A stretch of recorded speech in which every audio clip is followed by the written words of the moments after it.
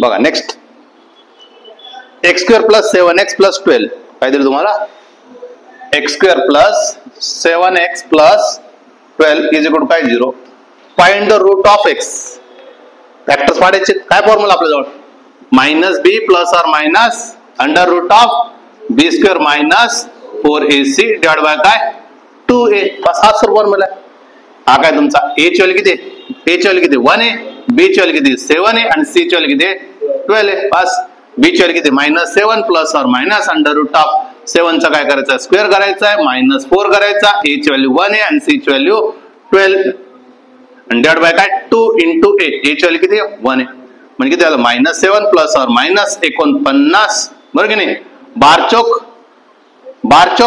48 minus 48 divide by काय 2 म्हणजे किती -7 प्लस ऑर मायनस किती 1 डिवाइड बाय काय 2.